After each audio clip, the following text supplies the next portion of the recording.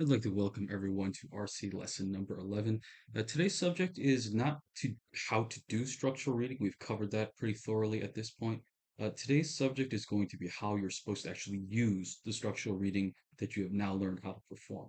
And to do that, we'll be looking at PT 69, section 3, which is the reading comp, the very last question in the section, which is question 27. So, as I've been saying, we've talked before, and you've probably heard from other sources about how to actually perform the task of structural reading.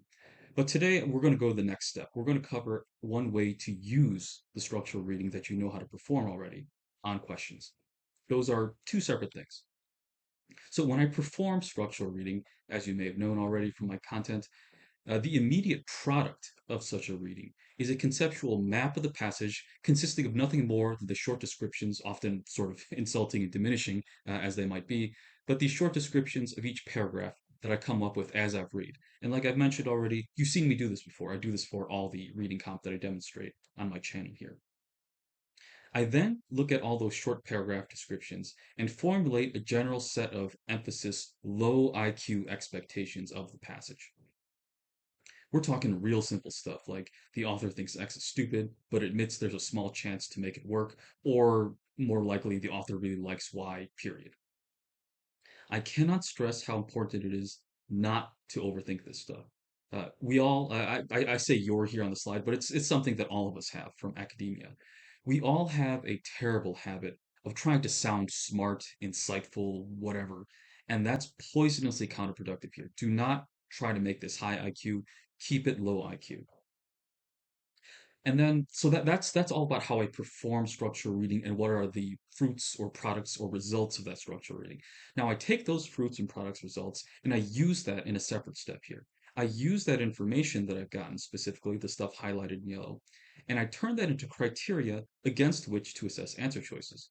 First criteria is how consistent is this answer choice with my expectations? And these are the expectations generated from my structural reading. It's the second yellow thing that I highlighted above. Criteria number two is researchability. And this comes kicking and screaming directly from the map that I've talked about, which is the first yellow thing that I've highlighted on this slide. Once I've generated a map, if an answer choice has information in it where I know exactly where to go back and research and find it, that's great. If not, I'm going to try to hold off on researching that unless I absolutely have to. But again, as you can see, these criteria come directly from structural reading. So based on the two criteria that I listed on the previous slide, again, to remind you, criteria number one is how well does an answer line up with my expectations. Criteria number two is how easy it is to research that answer choice. So using those two things, I have formulated slash apply the following general research triage. Triage, for those of you who don't know, is just a fancy word for system of priority. And I apply this triage to RC answer choices. This is how I rank how good an answer choice is, how promising it is, and most importantly, in what order I'm going to research them, if at all. So starting with the lowest priority, these are the worst answers, the ones that I'm not going to touch to any degree unless I'm absolutely forced to. These are the ones that are not consistent with my expectations, nor do I know where to research them. As it sounds, this is a very low yield sort of answer. So why am I going to waste time with it unless I absolutely have to? The next tier up is the low priority answer choice, and those are ones that are, again, inconsistent with my expectations. But in contrast, I may have some idea of where to research this issue, even though I don't think it's going to be correct. I at least know where to go to confirm or deny that impression that I have. Medium priority is where I'm getting mixed signals. Uh, these are often ones that are, again, not consistent with my expectations, but I actually have a very precise idea of where to research. It's better than low priority. Instead of low priority, which may be spread across two, maybe even three paragraphs, perhaps I know that this answer choice, if I really needed to, I know exactly where to go. There's like a paragraph and maybe even one of the first or last sentences that I read, maybe I know exactly where it is. The other end of the mixed signal bag is answers that are actually consistent with my expectations, but I don't know where to research the specific details that might be peppered into the answer choice. So this happens a lot where the overall tone and logic of the answer choice is what I'm looking for. It sounds like, for instance, if I thought the author disagreed with or thought a certain theory was inferior. The answer choice contains a lot of language that makes it sound like it would be something that throws shade on that theory, so it would be in line with what the author thinks, but it talks about a specific detail that I just didn't pick up. And in that sort of mixed situation, it's not quite as bad as the low or lowest priority answers, but it still has a good amount of uncertainty to it. So I'm probably not going to make it my highest priority. So I kind of throw it into this middle category here. The next tier up is high priority, and this is given to answers that are consistent with my expectations, but the research end is a little bit harder to do. So this sounds a lot like the medium priority version that we just talked about. It sounds a lot like where um, it's in line with what I would expect a proper characterization of the passage to be, but it brings up a detail where I just totally missed it. I just really don't know where it is.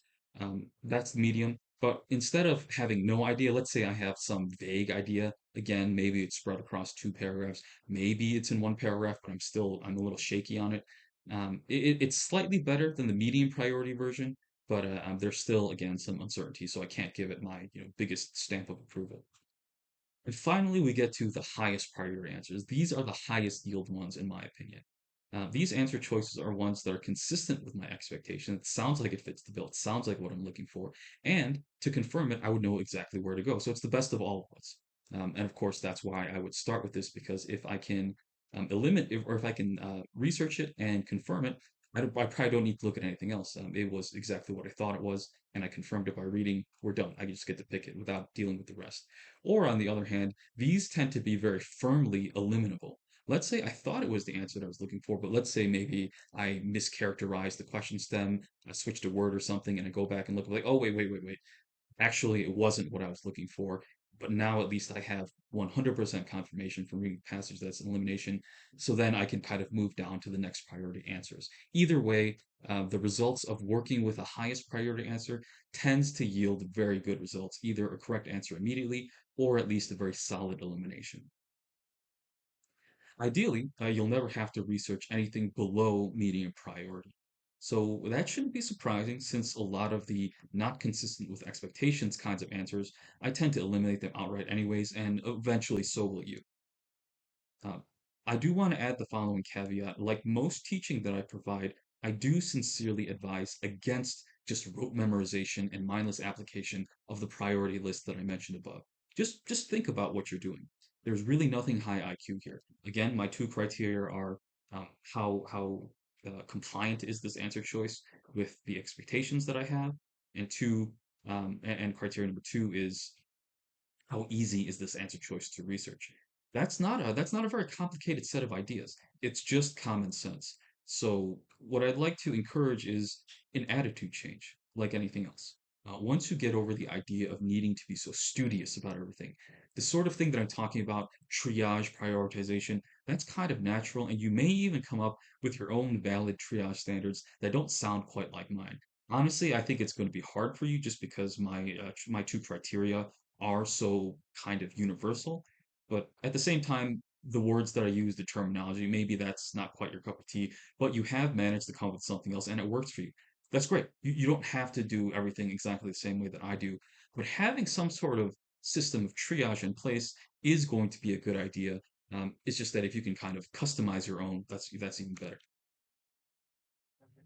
So as I said on the very first title slide, we will be working with PT69, the R2 section, which is section 3, and we will also be looking at passage number 4, which is about the Calvaria major tree.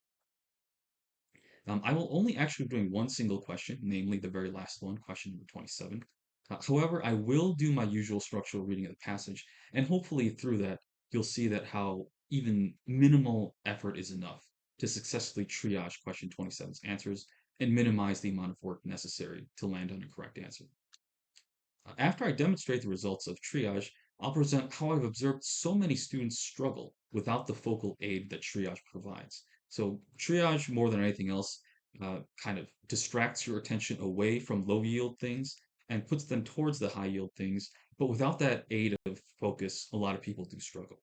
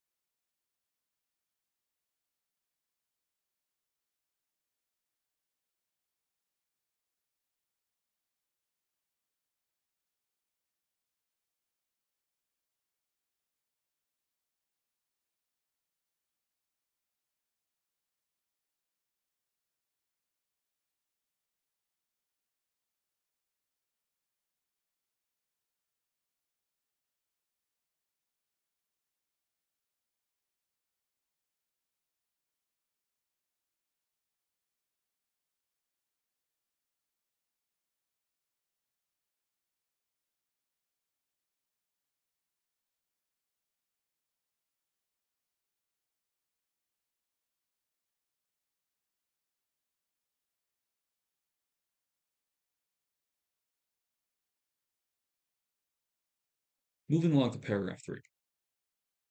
The first sentence is basically saying there's no direct proof of Temple's CM Dodo hypothesis, which is kind of a kind of red flag, really when they say that there's no proof of a particular thing in any RC passage. I think that's something to take note of. But the sentence goes on to say that Temple somehow offered additional support, which lent a semblance of rigor. That wording is extremely important to me, and we'll get back to that later. Last sentence. It goes something about sprouting again, more of this germination stuff. Seems like the tail end of whatever additional support Temple offered. And so, of course, because I have the memory from freshman year high school biology of what the word germination means, it's basically associated with sprouting seeds. I saw sprouting here in the last sentence and I associate with germination, but really it's not even that important. Even if you didn't make that sprouting germination link, it's all part of the same discussion. It seems like whatever additional support Temple offered has something to do with sprouting. Cool story. Don't care. Now for the analysis here. The word semblance means a lot to me. Rigor is a good thing in academia, right? And again, this is sort of a basic academic literacy thing. Scientifically, academically rigorous stuff is good. That's what scholars are going for. But our author says that Temple only managed to eke out a semblance of rigor, like the appearance of rigor, not actual rigor. This feels like a clear sign that our author doesn't buy Temple's hypothesis. And here, this is the first time in a very long time that I will admit the vocabulary can matter here. I really don't think it's too much to expect any undergraduate educated in a Western or modern academic system to know what the word semblance means. If not precisely, it looks like the word resemble, right? And you can kind of guess from context what it might mean, but here they don't really define it for you. They don't give you a good context clue for it. You just kind of have to know what the word semblance means. And frankly, if you were let down by the school system, whatever school system you went to, and this sort of thing isn't part of your vocabulary, sorry, I don't know what to say. This is just part of the set of expectations that I believe that the exam has. And I think it's kind of late at this stage, especially if you have just a few months or whatever else to prepare to just kind of boost your literacy. This is kind of a lifelong thing. But if you're not learning, if you haven't learned it previously, at least you're learning here now. The word semblance, I'm not sure it comes up that frequently in RC, but it's important here. It's the appearance of something, not the actual something itself. And that to me makes a very clear sign that I don't think our author is really sold on Temple's hypothesis whatsoever. Moving on to paragraph four, the first sentence tells us some like the hypothesis, some scholars it seems, but it's been strongly challenged by leading specialists in the field. Again, more vocabulary here. The challenges are not just weak, they're legit, they're strong. And also the specialists, the scholars who are doing the challenging, they're also not weak, they're also legit. They're leading specialists. So here it seems like our author is kind of hyping up the people who don't like Temple's hypothesis as well. Just more support, I think, for my view of paragraph three. Last sentence of paragraph four. I stopped reading after the phrase could be easily due to other factors. It pretty much says it all. Presumably, the thing that could be due to all these other factors is likely the Calvarian major decline. And if I ever want to know what those other factors are, I know exactly that exactly where they're going to be listed. Is that second half of that last sentence that I did not bother to read. In terms of analysis, again, it just seems to confirm my suspicion that the author doesn't buy the hypothesis, and the author, that's who I mean by they, the author tell us why in this paragraph here. And yeah, they just give the critics, the people who agree with the author and disagree with Temple, the breathing room to say their piece here in paragraph four. That's about it. So what I'd like to do before, and hopefully you've noticed that I do this, but if you haven't, I'm doing it explicitly now. I do an overall structural review of the passages before moving into the first question.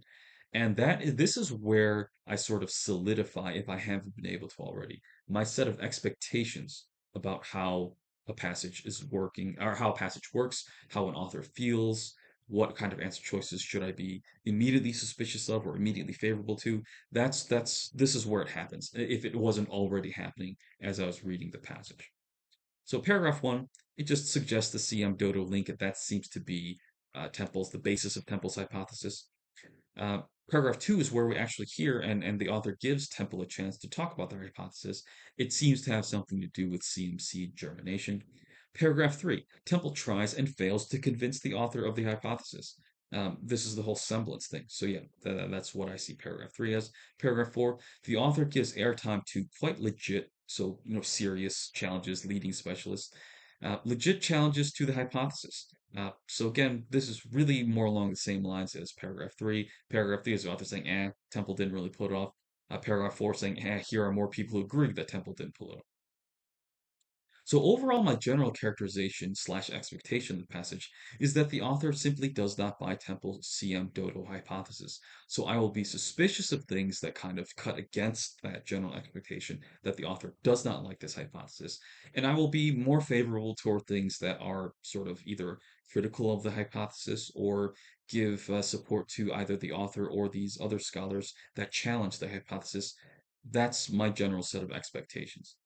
Note that I don't actually have detailed knowledge of what Temple's hypothesis actually is at this point. I know it's based on a CM Dodo link. I know that it might have to do something Calvaria major seed germination, but I don't know anything else. I just know where it's discussed by Temple and how the author feels about it. You guys stop freaking out about understanding the passage fully, whatever that means. So far, no one has even really been able to tell me what understanding really means. What is the standard? Like, what are you going for? How do you know you have understood something? None of you can really answer that question. Yet, so many of you are seeking to chase this. So is it any wonder why you're running out of energy? Don't do it, guys. Don't do it. Don't do it. So now we'll finally get into the meat and potatoes, which is how to take the reading that I just did and the small bit of expectation formation that I just did and turn it into triage here. So normally in my videos, having gone through all the previous questions to the passage, I would probably use some insights because question 27 is the last one in the section on this passage. That's why I'm talking about this. By the time I've reached the last question, like 27, I usually will have done all the other questions, and I can use some insights gained from those experiences to deal with answer choices and make some fast eliminations. However, for this video, I am going to work purely via triage to show you that it doesn't matter where this question appears or how much you know about the passage beyond the structural reading. You can do this on anything, and that's actually how I did it with the particular student who asked me about this question in a lesson. I just did the reading and then I skipped straight. So on to the triage phase here. Um, A is a medium priority answer for me. It is not consistent with my expectations simply because I have no expectations about pit walls. I don't know what to think. I could embark on some analytical rabbit hole journey in terms of interpreting A and whether or not it's favorable to template critics, but I'm not going to. That's kind of the point of triage. Make that decision fast and move on. On the other criteria, I have some idea of where to research. I'm drawing a blank on the pit walls, but the only time critics get the spotlight is paragraph 4. So if I'm forced to research, I'd start there. So I have some idea, but again, because I don't know about pit walls, it's not as clear as it could be. Moving on to B, I'm giving this one the lowest priority rating. It is not consistent with my expectations. Again, it's about pit walls. Um, and again, I could go into some analytical rabbit hole, but I'm not going to.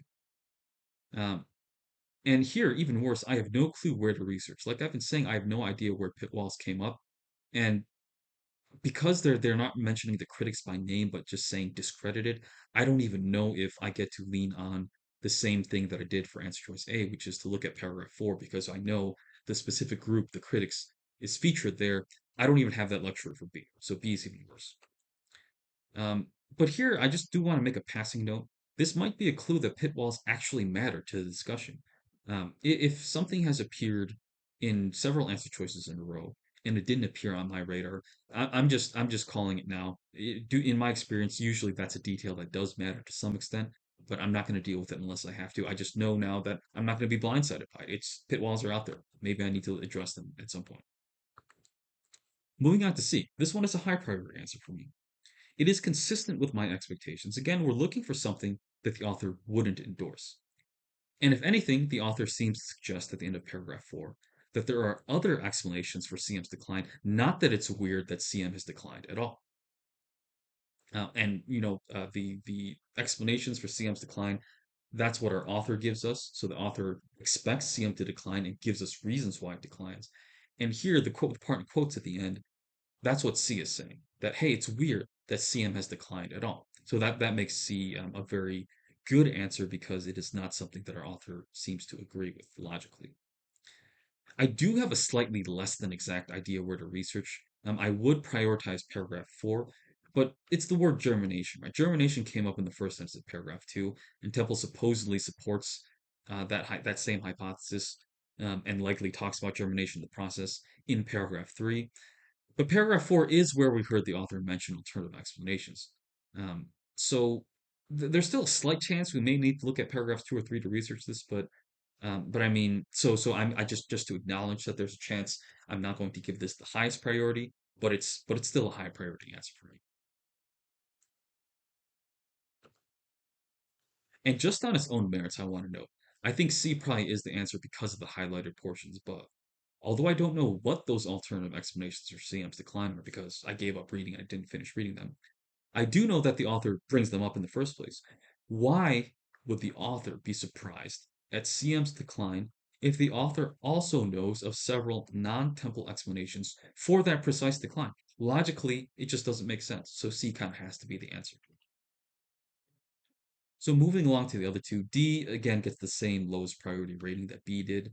Not consistent with my expectations. Like A, I'm just drawing a total blank on the issue of CM's outright extinction. We've heard a lot about CM struggling, but I don't remember hearing anything about its extinction or threats thereof. Again, also I could do an analytical rabbit hole thing, but not going to. And just like B, I have no idea where to research this. I have not been, as I've been saying, I don't know where the specific threat of CM's extinction was discussed, if ever, so not going to bother with it. E gets a medium priority rating. It is not consistent with my expectations. Again, we are looking for something the author wouldn't endorse. Temple is the one who thinks a bird is involved with CM germination. So our author and critics might actually agree with D, which has a sort of birds not involved stance, right? So it's not consistent with what I'm hoping for. I do have an exact idea of where to research it though. It's where all those challenges to Temple come up, paragraph 4.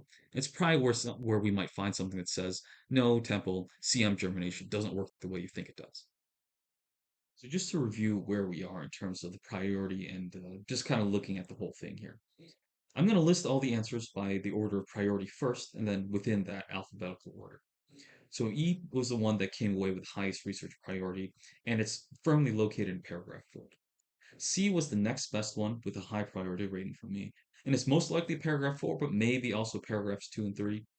A is medium priority. I have no clue where to research. B is the lowest priority. I have no clue where to research it.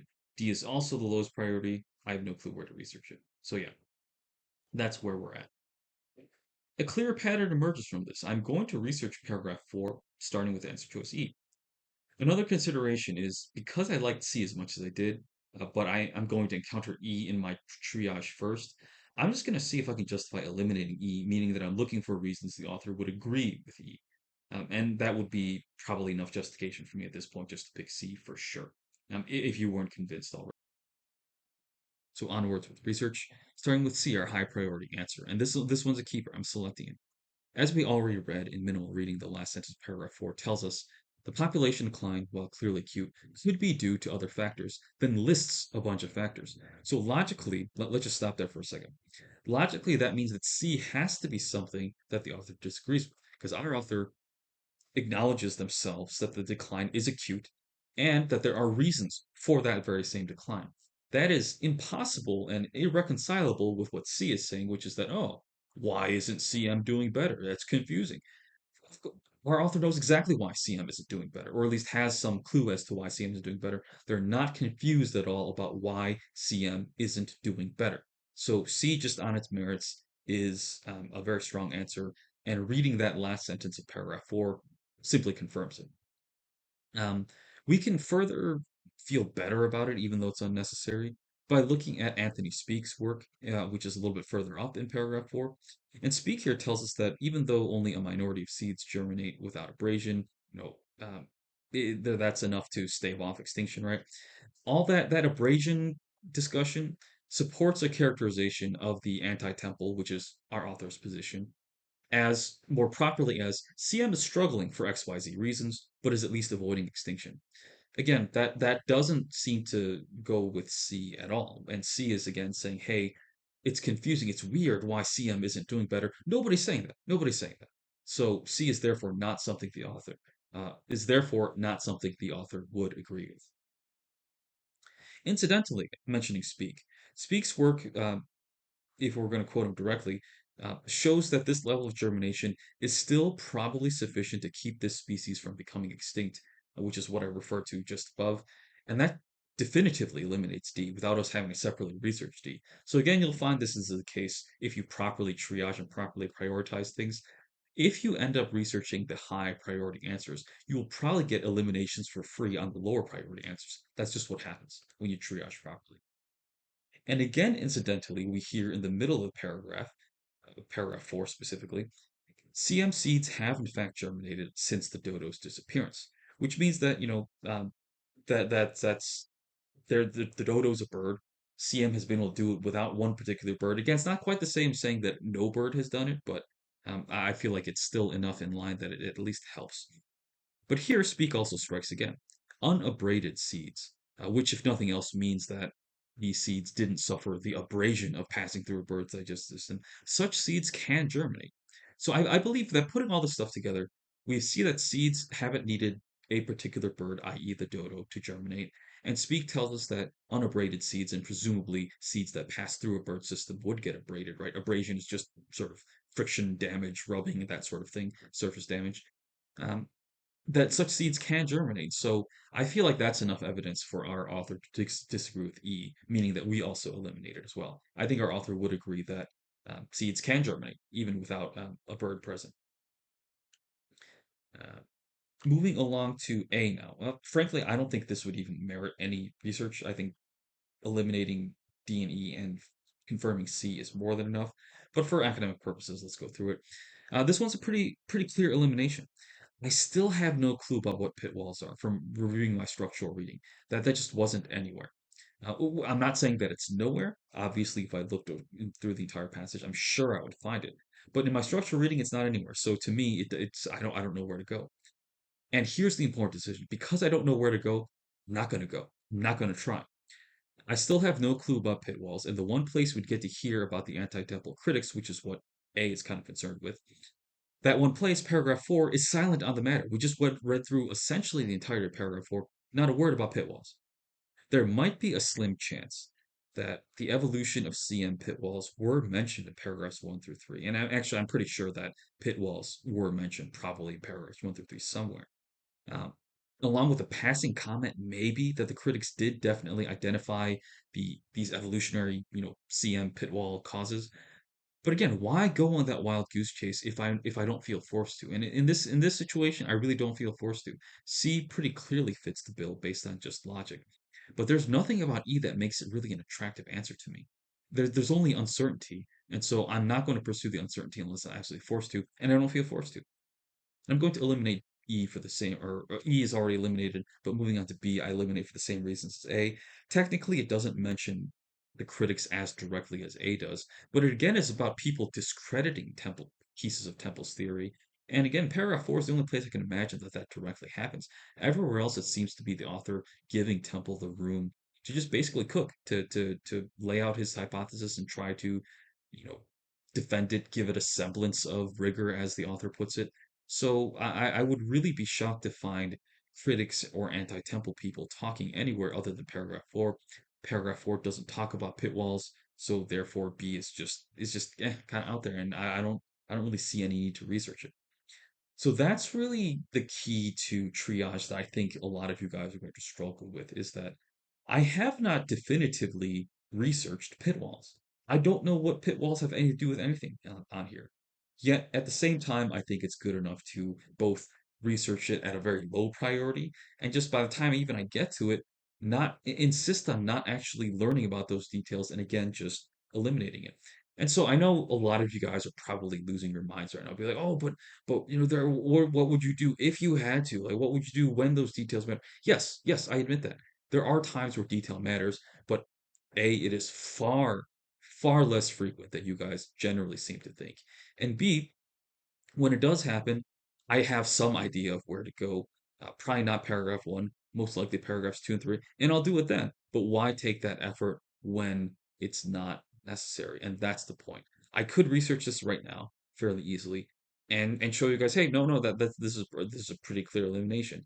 Why do that? Why do that? That's the whole point of triage. is to get you to a point where you can not even bother with answer choices because you have researched the more promising ones already. You've confirmed it, and you've also eliminated the second and third best promising ones, and you're left with just the garbage at the end. Why deal with garbage? If you spend all your time dealing with garbage, you get a garbage score. That's what happens. So that's kind of the point of this. I I don't want the triage discussion that we just had to distract from the idea that C is just a good solid answer. You didn't need the triage process to do this. Explicitly, like I said in paragraph 4, just to make it more clear in case you're not convinced for whatever reason, we hear in paragraph 4 at the end of the last sentence, so CM isn't doing so great. Here's a bunch of reasons why. In contrast, what answer choice C says is that, oh, so CM isn't doing so great. That's surprising. You can see the red and blue are incompatible. The red is what our author believes, the blue is what C is saying. So therefore, the author would disagree with C, which is exactly what we're looking for.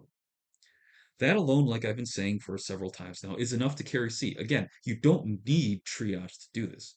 Um, it's I'm guessing that most of you watching this video probably are okay with C being correct. You could probably acknowledge that C is correct when I put it this way. Acknowledging the strength of C probably isn't your core problem. Rather, your problem is likely starting right up with A. Pit walls were maybe mentioned in a bunch of places. Again, I don't actually know because I never bothered to go back and read them. But maybe whatever the case is, even if pit walls are mentioned, I would seriously doubt that anytime pit walls are mentioned, that the critics were ever talking about their evolution. Like, does that omission mean that the author actually agrees with the idea that the critics didn't definitively ID the cause of that evolution? This is already getting too complicated to talk about. You may have even tried rereading the entire passage only to confirm that such a discussion, i.e., the critics attacking or addressing the evolution of pit walls, and you might have to reread the whole thing just to confirm that it never took place.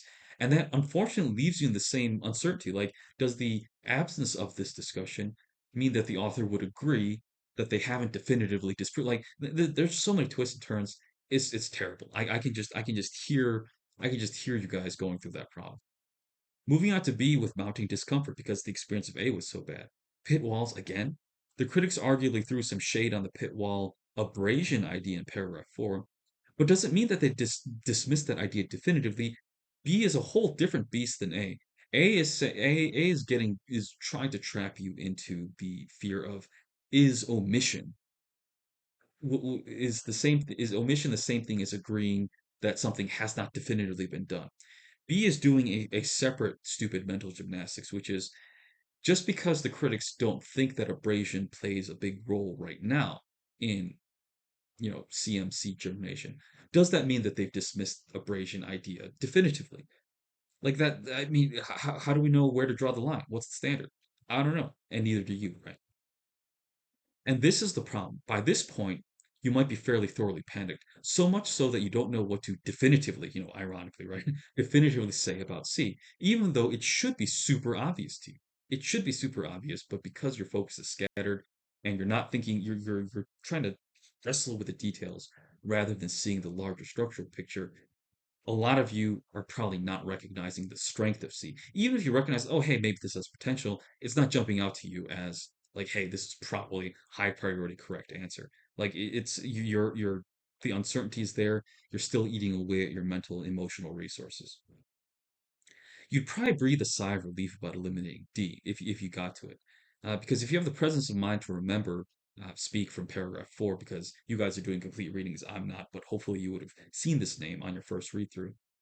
Um, like it's just yeah, just you can eliminate D. It's the first one that's easy to do.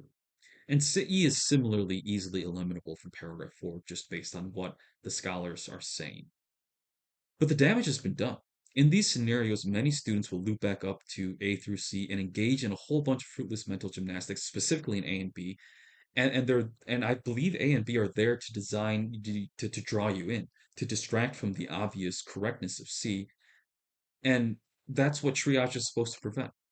Because what you're going to likely do is going in circles between A and B, or at least A. Maybe you can eliminate B, or maybe you eliminate A, but you couldn't get rid of the other one. Maybe C is still on the board because even despite your lack of energy and focus, you still see that there's potential for it to be correct. but you're going to go in circles. Most of you, that's exactly what happens. Again, maybe not this specific question. Granted, I understand that. I don't think this is the most difficult question out there. I don't know what Seven Sage or all those other people rate this in terms of the star rating of difficulty.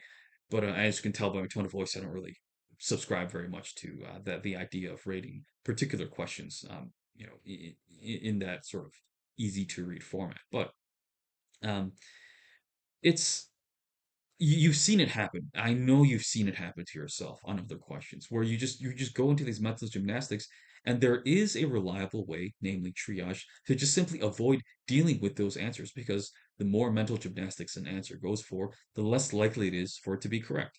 That's just empirically true, I believe. So triage, like I was saying, solve this problem by deflecting attention away from the panic-inducing time wasters of A and B without needing to grapple with their content. That's the most important part.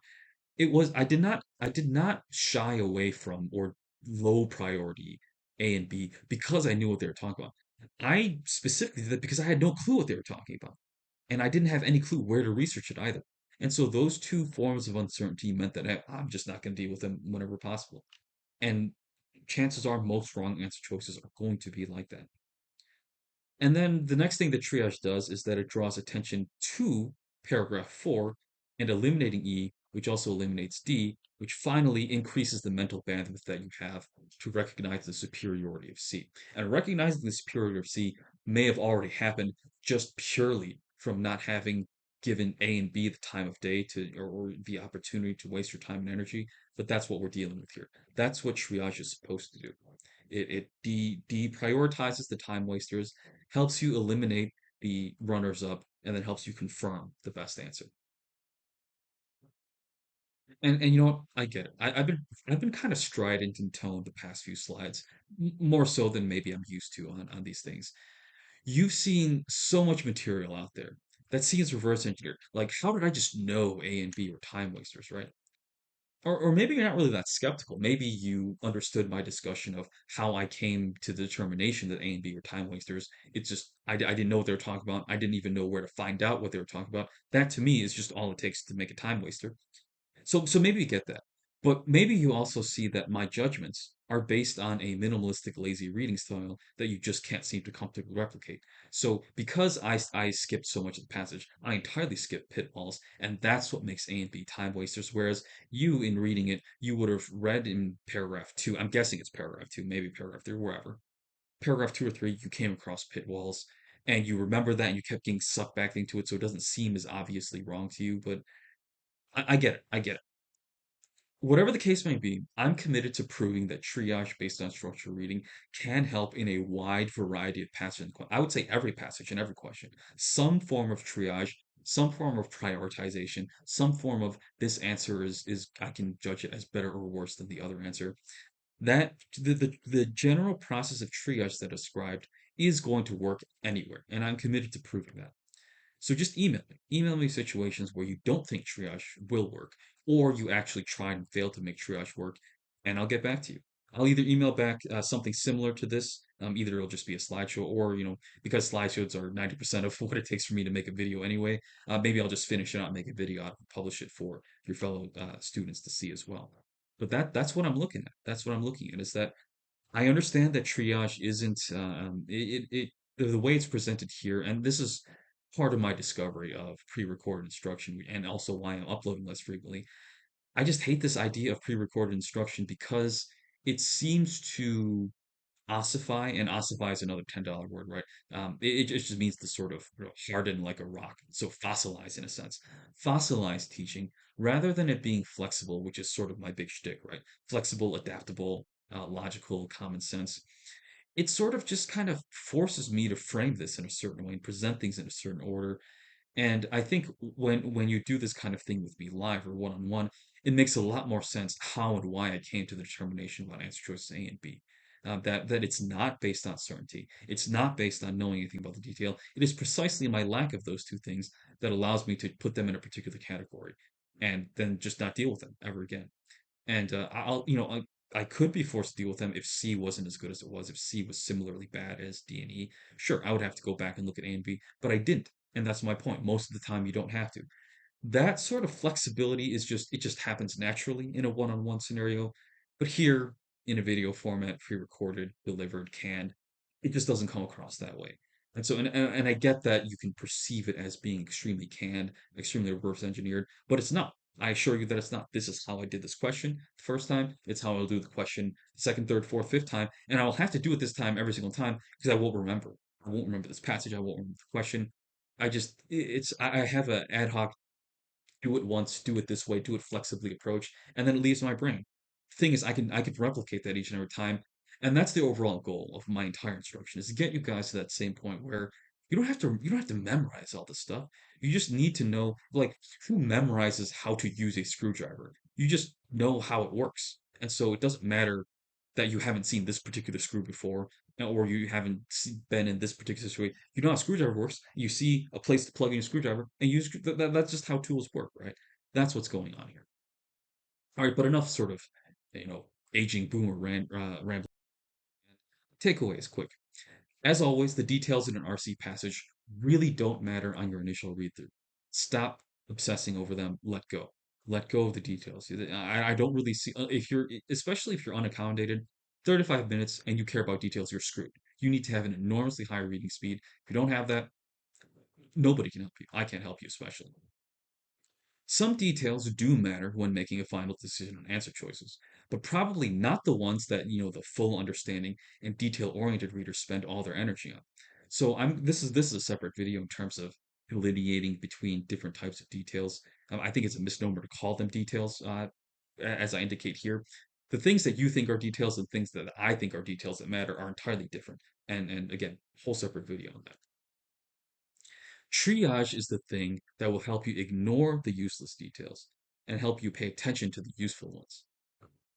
Basically, the triage spectrum has, on one extreme end, if the answer is consistent with your expectations and you know where to look for it, mark it as the highest priority to research. On the other extreme end, if the answer is not consistent with your expectations and you don't even know exactly where to look for it, why even bother? Mark it as lowest priority, don't touch it if at all possible. And finally, there's this sort of murky in between. And for that, all I can say is just you guys got to figure it out on your own. If you get mixed signals on expectations and research, that's a sign that you probably want to research it later than the more favorable answers, but earlier than the worst time wasters. And your hope is that if you triage things properly, within the high priority answers, you'll find what you're looking for somewhere and you won't even need to deal with medium and below. There are chances, though, there's a greater chance that a medium answer will probably be correct compared to a low priority answer. But that's deal with that when you get there. And the beauty about starting with high priority is that if you research a high priority answer and lo and behold turns out not to be what you're looking for, you will make that determination very easily, very clearly. Your elimination will be certain, and so that will help you make your remaining choice much more readily. And this was kind of a longish one, longer one that I've done in a long time. Thanks for being here. As always, leave a comment, engage, do all that stuff. I have to admit, I'm not the greatest at responding to comments because I'm on my phone and I kind of fat finger things that I don't like to respond. But I do see all the comments. I'm a small channel. I don't get too many comments. I do see all of them because the little alerts from my YouTube phone app thing tells me that they come in. So I read them. I'm not able to respond, but I do see them and I do take into account a lot of the feedback that I see here. So thank you for those of you that engage. Otherwise, you have my email address here. You've got my name. Got any questions? Shoot me an email. But otherwise, I will see you in the next one.